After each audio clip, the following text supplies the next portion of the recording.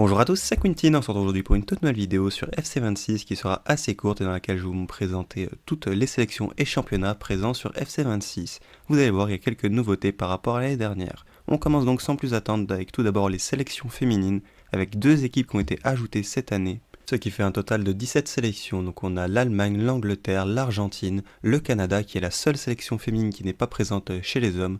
On a aussi le Danemark qui a été ajouté cette année. Viennent ensuite l'Espagne, la Finlande, l'équipe de France bien sûr, l'Islande, mais aussi le Mexique, la Norvège, les Pays-Bas.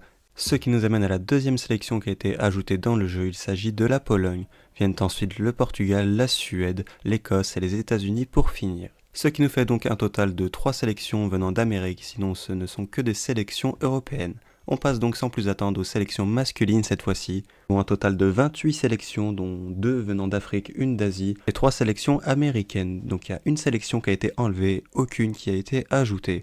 Donc on commence bien sûr avec l'Allemagne, l'Angleterre, l'Argentine, la Croatie, le Danemark, l'Espagne, la Finlande, la France et le Ghana qui est l'une des deux seules équipes africaines à être sur FC26. Juste après nous avons la Hongrie, l'Irlande, l'Irlande du Nord, l'Islande, l'Italie et le Maroc qui est la seconde équipe africaine. Viennent ensuite le Mexique, la Norvège et enfin la première équipe qui a été enlevée. Il s'agit de la Nouvelle-Zélande qui n'est donc plus sur FC26. On poursuit avec le Pays de Galles, les Pays-Bas, la Pologne, le Portugal et le Qatar qui est la seule équipe asiatique du jeu. On a ensuite la Roumanie, la Suède, la République tchèque et pour terminer l'équipe d'Ukraine, d'Écosse et des États-Unis. On enchaîne sans plus attendre avec les championnats, en commençant par les championnats féminins. Ils sont au nombre de 5. Donc il y a tout d'abord l'Allemagne, l'Angleterre, l'Espagne, la France et les États-Unis.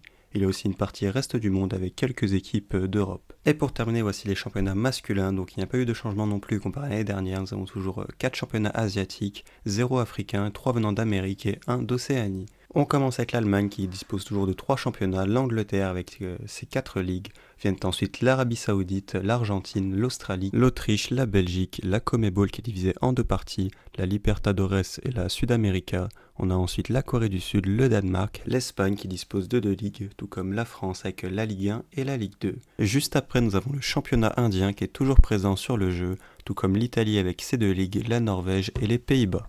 Les championnats portugais et polonais sont toujours présents dans le jeu, on a aussi une partie reste du monde, avec des équipes d'Ukraine, de Grèce, ou encore de République tchèque, et aussi les 3 équipes spéciales que sont Soccer-Aid, MLS All-Star et 11 de légende. Et on termine avec les championnats restants que sont celui de l'Irlande, de la Roumanie, de Chine, de Suède, de Suisse et de Turquie. Donc voilà, c'est la fin de cette vidéo qui était vraiment assez courte, j'espère qu'elle vous aura plu, et n'hésitez pas à liker et regarder mes autres vidéos qui pourraient peut-être là aussi t'intéresser.